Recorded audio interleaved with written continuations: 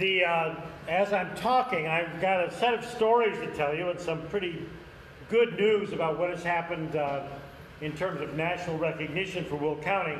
But I do have some maps and images I'd like you to look at. And so what I'd like to suggest is let's be chaotic for just a minute, and maybe the folks over there maybe kind of scooch some chairs over so you can see this more easily. Let's kind of pull ourselves together. I'm going to be kind of in this part of standing around here, so kind of come on in.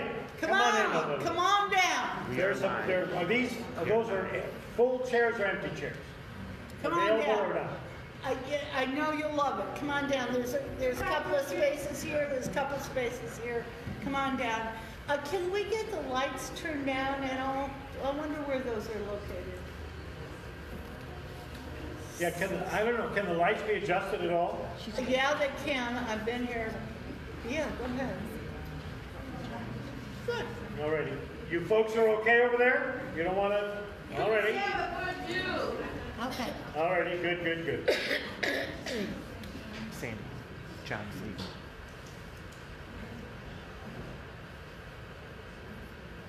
Okay, great. Oh, hold it. The other ones? Not those, but these. Those went out. Can these go out?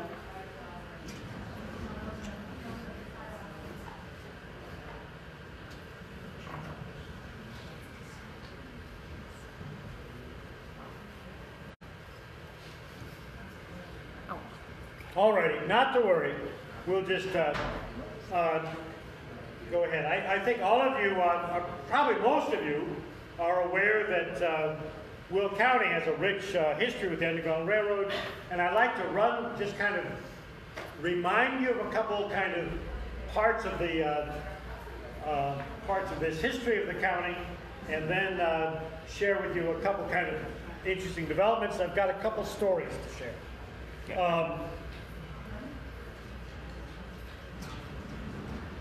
Whenever we start talking about this, to begin with, we should never forget the conditions of slavery. That this is a part of American history. Well, that's great. Thank you. This is a part of our history that is always very difficult to talk about, but it's very important to understand. The fact of Africans stealing, kidnapping other Africans, selling them into slavery, coming across the Atlantic Ocean, and then that whole phenomenon of being sold as property.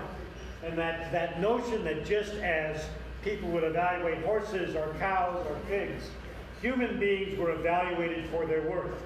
When I do my research, and I've been working on the Underground Railroad stuff for about 15 years, prior to 1860, when I'm looking for records about slaves, I don't look in population records, I look in property records. I look at estate sales and wills and other things like that, and I find where they list the horses and the pigs and the cows and the sheep and the slaves. It is very difficult for us to kind of wrap our minds around the fact that for a good part of the history of our country, there were a bunch of people that owned other people. And we need to kind of be aware of that. And just a kind of reminder, prior to the Civil War, a good chunk of the country were officially slave states, where slavery was allowed and encouraged and fervently supported. And then the northern states in the Midwest and going over to Ohio and into the eastern states were free states. By 1850, when California was admitted, it also was one of the free states. But there was this kind of profound split between our country, between those that advocated slavery and those that opposed it, and of course that led to the awful times of the Civil War. And on the map, I've added this whole set of blue lines to this old map from 1850 to just kind of remind us that people that were enslaved did everything they could to get out of slavery. And they came north, and the great irony in our history is that if you're going to be free, you had to leave the land of the free. Slaves coming into the north were heading for Canada because by federal law, slaves anywhere in the country could be captured and returned to their masters. There were also slaves that went into the West, went to Mexico, and other kinds of things. And I've got hundreds of stories about all of this stuff. Of course, the Underground Railroad, in this great image from 1844, showing this wonderful train going into a mountain. Of course, the Underground Railroad was not underground, nor was it a railroad. It was this kind of giant metaphor that people used. And in the 1830s, the real kind of dramatic, contemporary progressive language was the language of railroads. The railroads were just coming in. And so that language got adopted in talking about all these networks of support. As freedom seekers, fugitives were going for their freedom, and this network of support developed, and they came to call that network the Underground Railroad. From the 1820s until 1861, something like 6,000 to 10,000 freedom seekers came through Illinois. And currently, within the next 12 months, I'm going to get 3 books published on this. And the dilemma we have is until my research is published, this stuff is not in the national conversation. Whenever people talk about the Underground Railroad, they're always talking about Harriet Tubman and Frederick Douglass in the East. And speaking of railroads, but we really need to know that in Illinois there was a very important part of the Underground Railroad story, and that's not in the history books. And hopefully this will change over time. Coming into northeastern Illinois and the Calumet region, somewhere between 3,600 and 4,500 freedom seekers, fugitives, came through our area, and a whole bunch of them came right past us, right on that canal. Across the South region, there are a number of places we've identified where freedom seekers were traveling, where fugitives were getting assistance. And here's this is Joliet, here's Chicago, there's Lake Michigan, and you can see just with my houses along the Old Sauk Trail corridor, going east-west, and along the I&M Canal corridor going this way, and then leaving Chicago toward the east. I've identified about 40 places where we know that there was involvement with fugitives coming through. Particularly in Will County, I want today, I need my water. Without a PA system, I'm shouting. Use your outdoor voice. Yeah, I'm using the outdoor voice.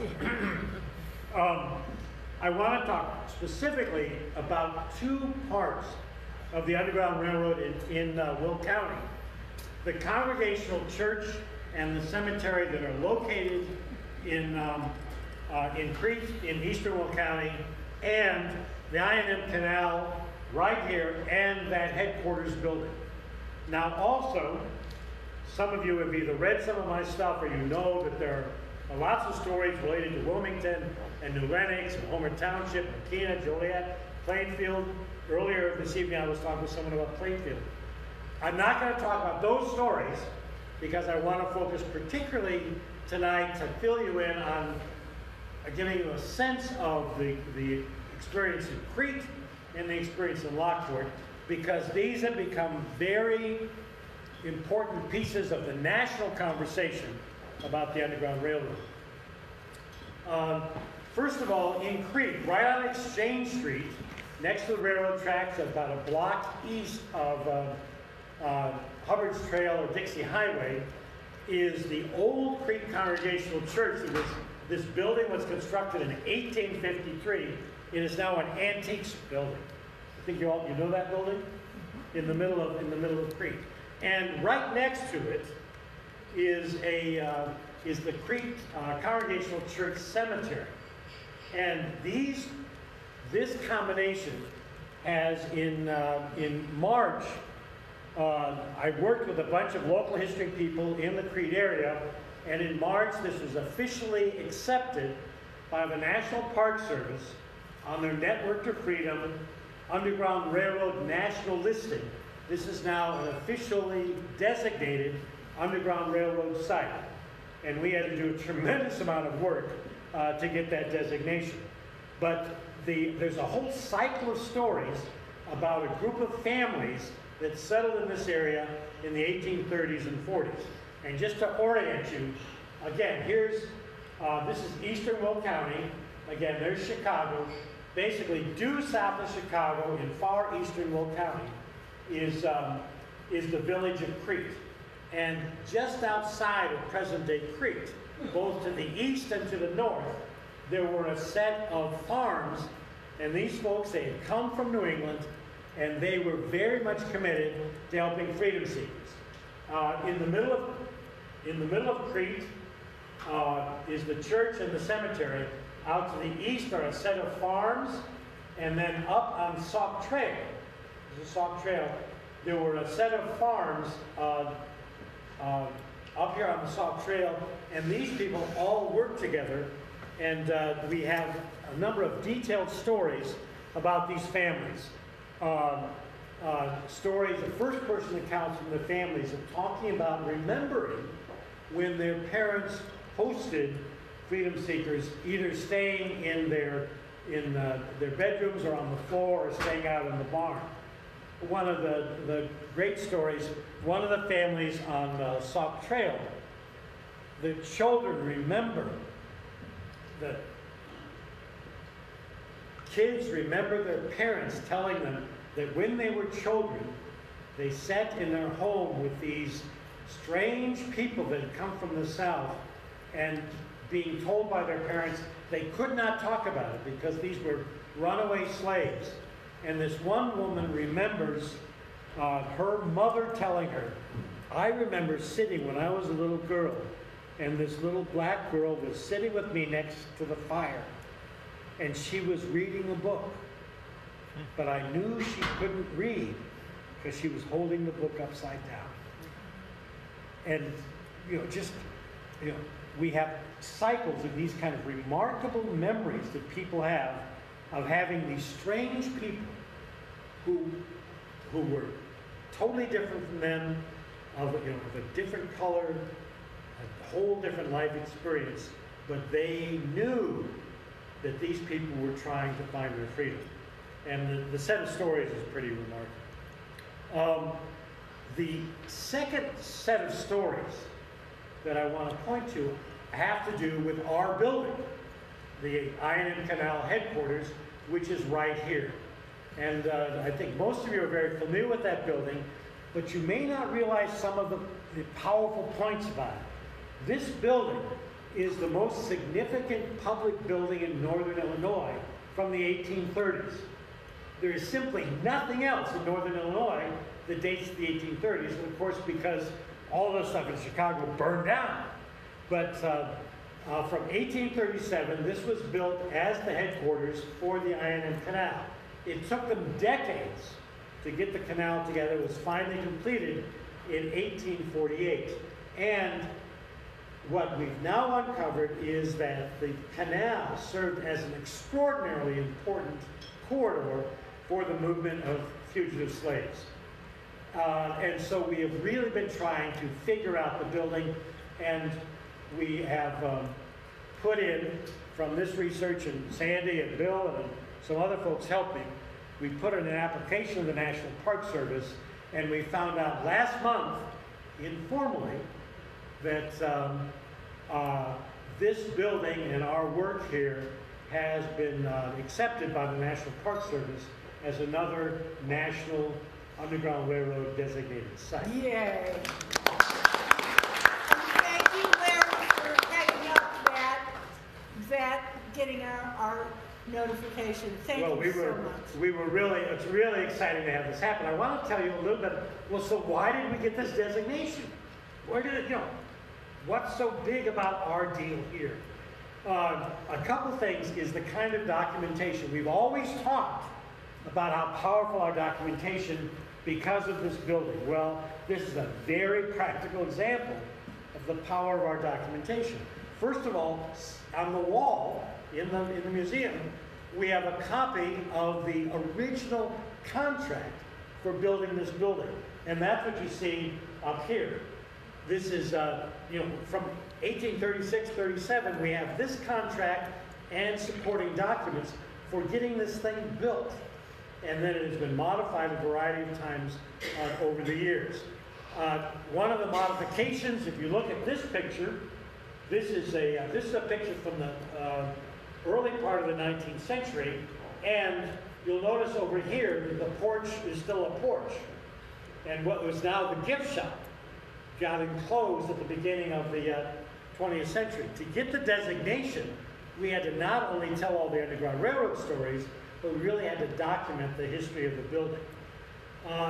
This is a picture from the early 1900s of a parade in Lockport, and you see that there's the building in the background, and I know you can't see it, but trust me on this one. If you look at the front of this building, it doesn't have a bay on the front of it. And that bay was built sometime after 1900. And if you go and look at the building, you'll notice that the bay window and the kind of roof over that door. So we had to really figure out the building. Well, but why was all of this so important? It was so critical because we had a dramatic impact on the growth of the United States because of the reality of the I&M Canal. And it's hard for us to conceive of this because of the railroads and because of highways. But prior to the railroads and prior to the highways, the major routes were traveled by water or very slow travel overland. And as the country was moving west, enormous numbers of folks were coming up through the Great Lakes into Chicago and heading west. Others were coming overland along trails hooking into the Sauk Trail. And the great radical notion, even the earliest French explorers saw, was that we could connect the Great Lakes to the Mississippi River Valley. Of course, the Mississippi over here. You could connect those things with the canal. The early French explorers saw that, and people talked about a canal from the beginning. And in 1818, 200 years ago, when they developed the state of Illinois, already there was very serious talk. One of the reasons that the northern line for the state of Illinois is supposed to be right here. But one of the reasons why they moved the state line 60 miles north was so that Illinois would have control of this canal. And so it's extraordinarily important that this be built. Nobody knew about railroads when all of this got started. But the argument for the canals, they tried a couple times in the 1820s. Finally, in 1836, they finally get serious about it. The headquarters is built in 1837, and they have it under construction. But it is really this crucial corridor for pulling the country together and uniting the Great Lakes region and tying in the Mississippi River Valley. Now, as the canal was built, most of the people coming into northern Illinois had come out of New England and New York, and they were predisposed to being anti-slavery.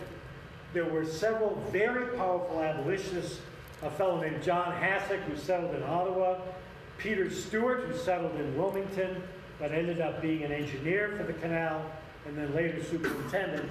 And here in Lockport, a remarkable family known as the Masons, and the Mason family was very crucial in the Lockport Congregational Church.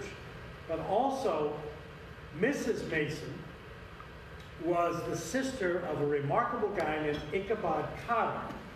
And you may, how many have heard that name, Ichabod? Okay, a few of you, okay.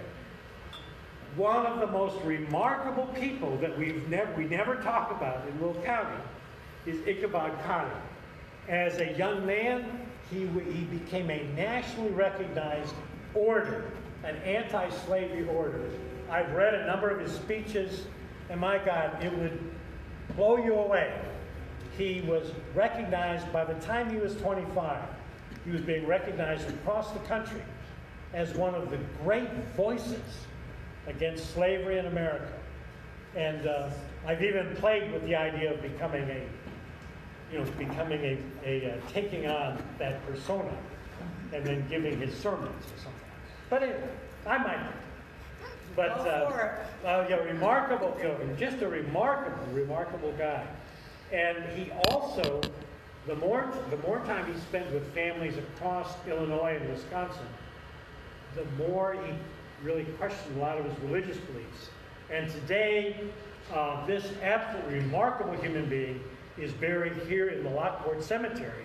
And on his grave it says, and you can go up and visit it up there, a fearless apostle of freedom for the slave and in religion. Freedom for the slave and in religion. There's also a whole cycle of stories about John Hasek, and that's for another day, but he's kind of a clever guy. Now, what I want to turn to the freedom seekers themselves, and I want to tell you about two people, then I'm done.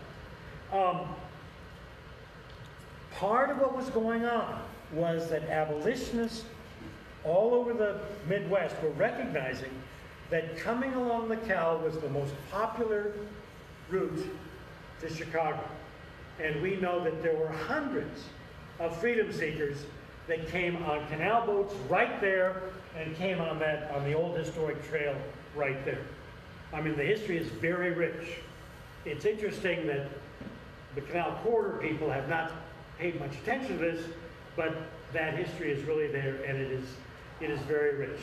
And when we look at stories about freedom seekers, remember that it's not just what happened here, but that every freedom seeker was a kind of a remarkable people, individuals and families who had the courage, number one, to run away, which was extraordinarily dangerous, and then had the incredible fortitude to get themselves out of the South and up into Illinois and on their way to Canada. And I've included on this map just a couple suggestive routes of people coming out of Missouri, coming out of Tennessee and Kentucky. But it's a pretty remarkable set of stories. Okay, two particular individuals. One was a remarkable woman named Carolyn Quarles. Carolyn was enslaved in St. Louis, Missouri. She was 16 years old. She was her master's granddaughter. When her master's son was getting married about age 28, he decided that he had, the slaves belonged to his family. He had every right, so he took a young slave woman named Maria and raped her, and she had a child. Her child was Caroline. Caroline grew up in her father's house with her mother as a slave, and she grew up playing with her half-brothers and sisters.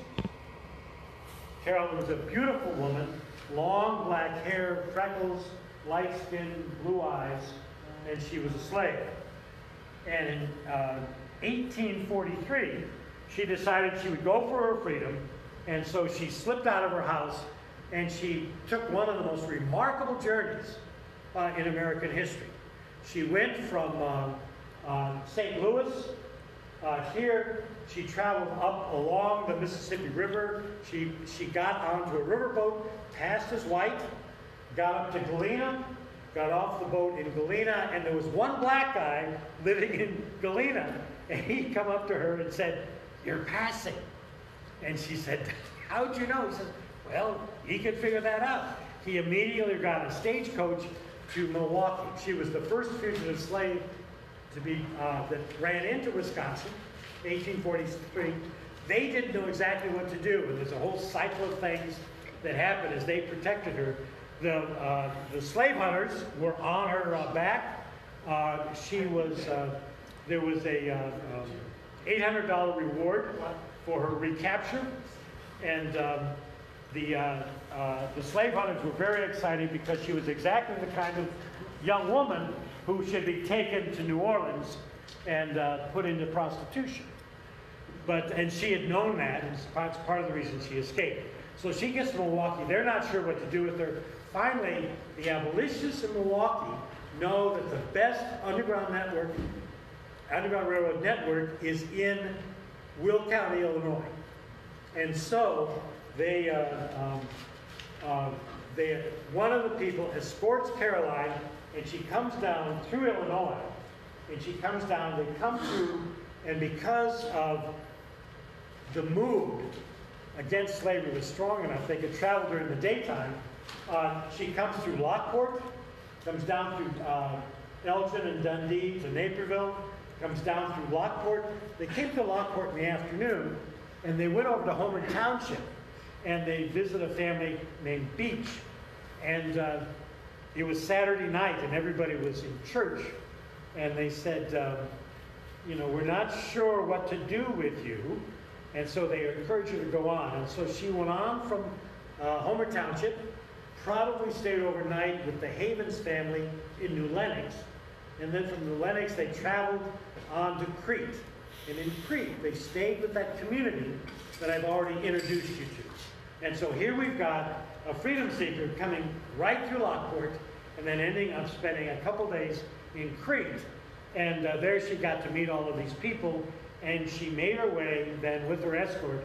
They went on from Crete across northwestern Indiana into Michigan and on to Detroit, and she made it into Canada. Lil and I, well, there's the, by the way, that's the Havens Hotel, or the Lincoln Hotel in New Lenox, and some of you may know that a developer tore that down in the middle of the night against the zoning laws, and he was gracious enough to give some of the bricks to the Historical Society that built the monument to overcome his illegal activity. So Caroline gets to Canada, marries, has a family, and Lil and I have had the delightful experience of visiting with Caroline's descendants in Canada, and a person that's become a dear friend is Caroline Quarles' great-great-granddaughter. And all of this, I ended up co-authoring a chapter in this book about the Underground Railroad in Detroit. And I have Kimberly Simmons and I now have another, one of the 3 books I'm doing is the full story of Caroline. So I'll be back to sell that book next year. But Caroline started 16 years old. She travels like 1,200 miles as a 16-year-old to find her freedom. That is pretty remarkable. Now, the interesting kicker is that Caroline's white family, the Quarles, were very big in the Revolutionary War. Caroline's grandfather and her great-uncle served with Washington at Valley Forge. So the Quarles were very proud of their Revolutionary heritage. And so Caroline grows up in this environment. So it is simply no accident that when she decided to go for her freedom in St. Louis, she left on the 4th of July, 1843. Okay, now, the final story I want to tell you about is this very interesting fellow here sitting in the front. This is a guy named Henry Stevenson. And this is a picture of him, and he's in his 90s, living in Canada. Henry Stevenson was a slave on a farm in central Missouri. And a couple that lived on another farm, a man and a woman, Martha and James. Martha and James went for their freedom, and they headed for Illinois. And they were probably heading for Chicago. So their owner came to Henry Stevenson's owner and said, will you go with me, and we got to track down and find Martha and James. And so Henry's owner said, well, Henry's a very bright guy. Why don't we bring Henry with us? And so they did. So the owner of the 2 slaves that had run away, and Henry's owner, and Henry, take off in pursuit. And they go by horseback to St. Louis, and they go around, and Henry's there because he's going to go talk to the black people. So Henry goes to the black community and noses around in St. Louis, and oh yeah, they remember Martha and James coming through. And Henry goes back and says, yep, we're heading for Chicago. So they get on a riverboat, and they go up from St. Louis, and they go up the Illinois River. They follow the Illinois River, and on their way, they stop at, Peoria and, one or two other places. And every time they stop, they get off, and Henry goes and talks with the small black community, and the two masters go and they talk to people, and they hear, everybody's heard about Martha and James heading for Chicago. And so they get to Ottawa, and this is in 1849. They get to Ottawa, the canal is done. And so they get on a canal boat, and the canal boats were pretty slow. Horses would carry them along, and there were these Irish workmen working on the canal, fixing things up. And so the towboat would go along, and every 10 miles or so, they'd stop, change horses, and every time they did, these Irish workers would see this black guy on the boat, and they say, "You're a slave, right?" So Henry would say, "Yeah, I'm a slave. I'm here with my master. We're looking for Martha and James." And the Irish guys would say, "Why don't you run away? You're free. You're in the north. Run away." "Oh, no. I'm here with my master. I'm working for my master." Okay. And they go on up the canal, and they get up here to Lockport. They get beyond Lockport. Every time they stop, there's some people that say, Why don't you run away? We can help you." "No. Oh, I'm here to help my master." And of course, every time they stop, Henry would go out and he'd look around for other black people. "Have you heard anything about Martha and James?" And of course, he said he heard something. So they go through this kind of ritual. And every time, and of course, the masters are there. The Irish guys talking to Henry. Henry says, no, I'm working for my master." The master says, "That's my boy." And they get to Chicago. And they get off the canal boat in Chicago. And Henry says, "Master, I'll go look for Martha and James, okay? I know there are a lot of black people in Chicago." And he walks over, and here's a black guy on a wagon. And he looks at him and he says, "What are you doing?" And he says, "I'm working for my master." And then the guy says, to Henry, "Well, do you want to be free?" And Henry says, "Of course I want to be free." And so he says, "I can help you." So the wagon driver takes him to visit the abolitionists. He knows where the abolitionists are in Chicago. They go to the abolitionists. The abolitionists says, "Well, of course we can help you. We can get you to Canada. But we don't have any money. Can you get any money?" And Henry says, "Of course. I'll be right back." Henry goes back to the canal boat, finds his master, and says, "I think I found Martha and James, but I need some money." And of course, his master sees what Henry's been doing for weeks and weeks and says, "Sure," gives him a pile of money. And Henry says, "I'll be right back." And then Henry goes back, gets on the wagon with his new friend. The wagon takes him back to the abolitionists. The abolitionists say, "Fine." They take him down to the harbor. They put him on a little boat, a little lake steamer that goes around to Michigan City. And Henry gets on the steamer, goes to Michigan City, gets on a train that takes him straight to Detroit and to freedom. Now, all of that happened right here on this canal. And part of what we need to understand is that we are inheritors of a remarkable set of human stories. Great. There's a remarkable set of human stories. And part of what I hope we can do is over time we can recapture some of those. And so part of what we've been able to do now successfully is using stories. And if you look at the application, about 30 pages, I've got Caroline's story in there. And I've got particularly Henry's story in there. And we've got the story of that abolitionist that said the canal was a major corridor.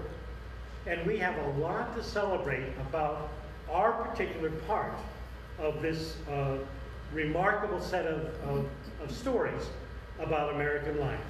And so here we have Caroline's remarkable journey from St. Louis to Milwaukee, right through our region and on to Detroit. And we've got the remarkable journey of Henry out of the center of Missouri, coming up on the I&M Canal and making it through. And these are real, live human beings. And Caroline and I don't know where the bridge was or how they got it, but somewhere right in here, she crossed this canal and came through Lockport. And Henry came right up the side of this building. That these are real people and real stories. And recognize that all of these stories are part of much larger patterns. I've been able to identify in my research over 40 places in the Chicago metro region where we have stories like the ones that I've just told you. And I'm really delighted that at the end of all of this, we have only 12 designated sites in Illinois related to the National Park Service's Underground Railroad system. But these now include the 2 in Will County. And I'm really glad that we've got these. There are loads of stories, and as time goes on, I hope that you might find ways to get exposed to some more of those stories. So, hooray for us in Will County.